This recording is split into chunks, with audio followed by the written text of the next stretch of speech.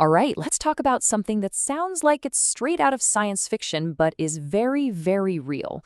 What happens to, well, us, our digital selves, after we die? This is our deep dive on the digital afterlife. Just think about it for a second.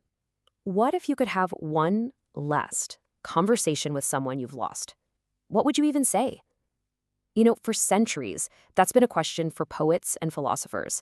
But now it's a question for software engineers.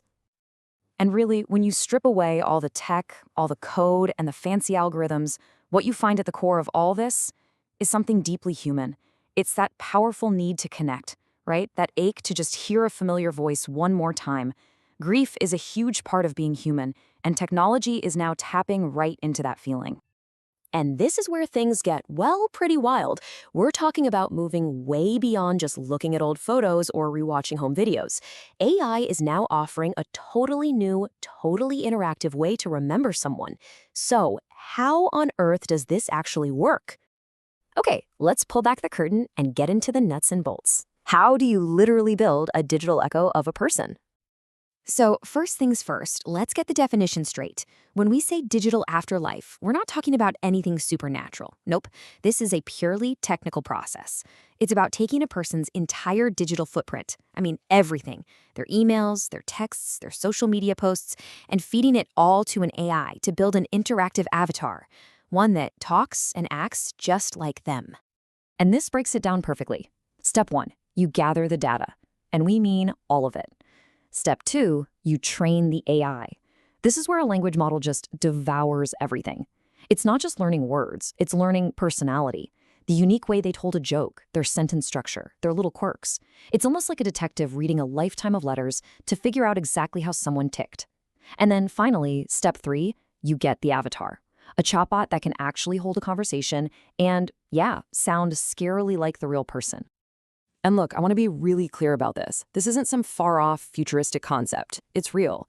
Companies like Replica, Hereafter, and Project December, they're already doing this. They're offering everything from AI friends to, yes, simulated chats with people who have passed away. The tech isn't on its way. It is here, right now.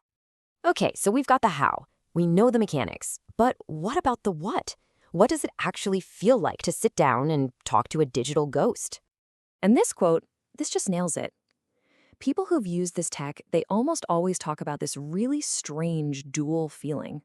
On one hand, it's incredibly comforting. The AI uses the right turns of phrase, the inside jokes, the little verbal tics. It feels like them. But at the same time, you always know. You know it's a simulation, just a reflection staring back at you. And this right here is the absolute key difference. A real person, we change, we grow, we evolve. But a digital ghost is, well, it's frozen. It's based entirely on past data, so it can never create a new memory with you. It can only repeat old patterns perfectly.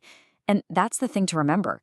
It's a super sophisticated echo for sure, but there's no consciousness there. No one's home. Honestly, this might be the best way to think about it. It's not a soul in the machine. It's more like a digital parrot. A parrot can learn to say, I love you perfectly, but it has no idea what love means. In the same way, this AI can perfectly mimic a personality, but it doesn't actually have one. And understanding that difference, that's absolutely crucial, especially when we start talking about the ethics. Because, let's be real, once the wow factor of the technology wears off, you're left with some really deep, really unsettling questions. This stuff forces us to wrestle with dilemmas that humanity has just never had to think about before. Just think about this for a second. Who owns you after you die? Your digital you, Is it your family? Is it the tech company running the servers? Our entire legal system is built around physical things, a house, a car. It has no idea what to do with a digital ghost. We're in completely uncharted territory here. And then you've got the whole issue of consent, right? Let's say you agree to this today, but what about in 10 years? People change. Our beliefs, our ideas, who we are, it all evolves. But an AI avatar? It can't. It's forever locked into the person you used to be. So here's the big question. Can something that's incapable of changing its mind ever really give consent? And maybe the biggest question of all, what does this do to the people left behind? Is this a healthy way to grieve? A tool that lets you say that one last goodbye you never got to? Or is it a trap? An endless loop of nostalgia that stops you from ever really moving on? Is it a comfort? Or is it a cage? Which brings us to the final, and honestly, the most important point of all. This isn't some debate about a far-off future. The future is being written as we speak. Yeah, this is no longer science fiction. These services are out there right now. And the conversation about how we should use them, it's just getting started.